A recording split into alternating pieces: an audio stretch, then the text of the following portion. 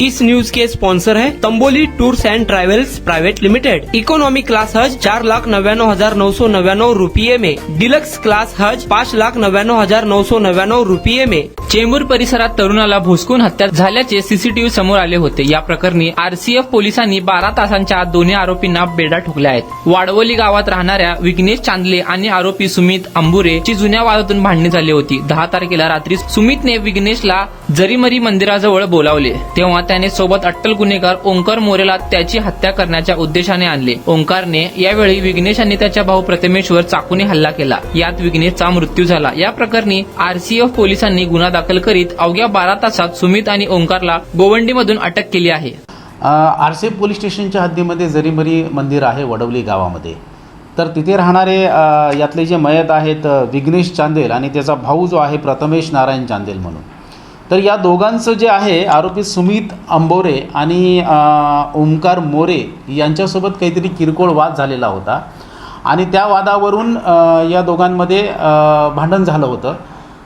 त्या वादानंतर अमित अंबोरे आणि सुमित मोरे याने ह्या दोघा भावांना जरीमरी मंदिर जे आहे तिथे बोलावून घेतलं। त्यांना वाटलं की हे काहीतरी आता मिटवण्याच्यासाठी बोलवत असतील म्हणून ते तिथे गेले आणि तिथे गेल्यानंतर त्यांची परत बोलाचाली झाली। त्यावेळी मोरे जो आहे त्याने अचानक बोलता बोलता त्याच्या हातात त्याच्या खिशामध्ये जो लपून ठेवलेला चाकू होता तो काढला आणि विघ्नेशच्या छातीमध्ये खुपसला। तर विघ्नेशला काही कळायच्या आत नंतर त्याचा भाऊ त्यावेळी त्याला वाचवण्यासाठी गेला, तर त्यावेळी त्यालाही उलकावणी दिली, त्यालाही मारण्याची हे केली आणि त्यानंतर ते दोघे जण तिथून पळून गेले। ते पळून गेल्यानंतर हा तिथे खाली पडल्यानंतर मग याच्या भावाने त्याला हॉस्पिटलाइज केलं। त्याला हॉस्पिटलमध्ये घेऊन गेल्यानंतर सायन हॉस्पिटलमधून ती इंटिमेशन पोलीस स्टेशनला आली।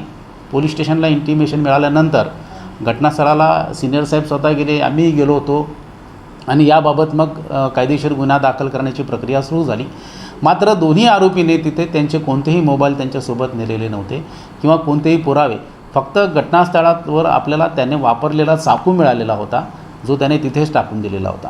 तर तो चाकू मग आमच्या जे काही टेक्निकल टीम्स आहेत हा सगळा तपास सुरू झाला, गुन्हा दाखल करण्यात आला आणि त्याच्यानंतर तपासामध्ये आम्ही मग 4 टीम तयार केल्या। मग गुन्ह्याची माहिती वरिष्ठांना दिल्यानंतर अपर पोलीस आयुक्त श्री महेश पाटील साहेब त्यांच्या नेतृत्वाखाली DCP आमच्या नवनाथ ढवळे साहेब आणि मी स्वतः, तसेच वरिष्ठ पोलीस निरीक्षक राजकुमार घाटे साहेब आणि इथले जे PI क्राईम आहेत शमशेर तडवी साहेब आणि बागवान साहेब, त्याच्यानंतर टेक्निकल टीम जी आहे आमची पोलीस उपनिरीक्षक खैरनार, तसेच याच्यामध्ये पोलीस उपनिरीक्षक गोल्हार आहेत, रमेश खपाले आहेत, मिलिंद खैरनार साहेब आहेत।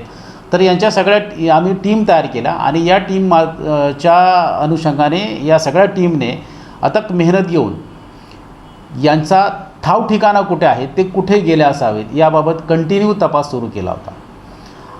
12 तासानंतर आम्हाला त्यांची माहिती मिळाली की ते पाटील मैदान गोवंडी मुंबई या ठिकाणी आता ते येणार आहेत आणि अशी बातमी मिळाल्यानंतर मग त्या ठिकाणी पोलीस पथकाने पूर्ण सापळा रचला आणि ते तिथं आल्यानंतर आरोपींना आम्ही ताब्यात घेतलेला आहे।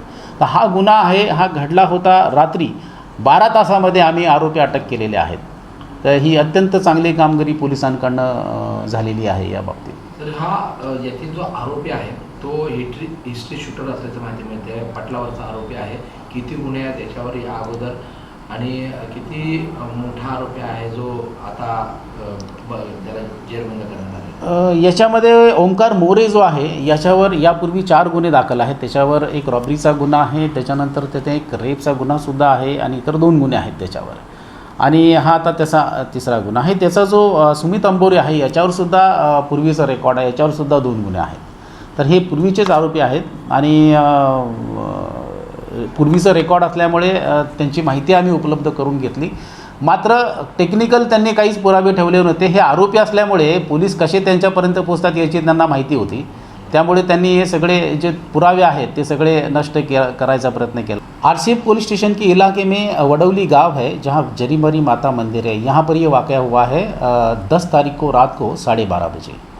इसमें ऐसा है कि ये जो 2 भाई है विघ्नेश और प्रथमेश, ये दोनों भाई का झगड़ा जो है इसमें इसके आरोपी है सुमित अंबोरे और ओंकार मोरे, इनके साथ हुआ था।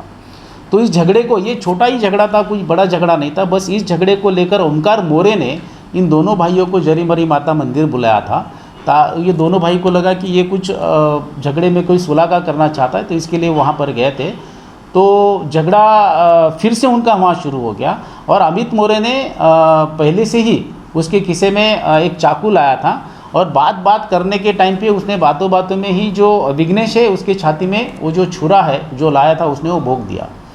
तो ये समझने के पहले जैसे उसका भाई उसको बचाने गए तो भाई पर भी उसने अटैक किया और वो दोनों जो है अमित ओमकार मोरे और सुमित मोरे ये दोनों वहाँ से भाग कर निकल गए। तो फिर ये जो इसमें जख्मी था विघ्नेश, इसको हॉस्पिटलाइज किया गया। तो हॉस्पिटल से इंटीमेशन आया कि ये वाक़या वहाँ पर हुआ है।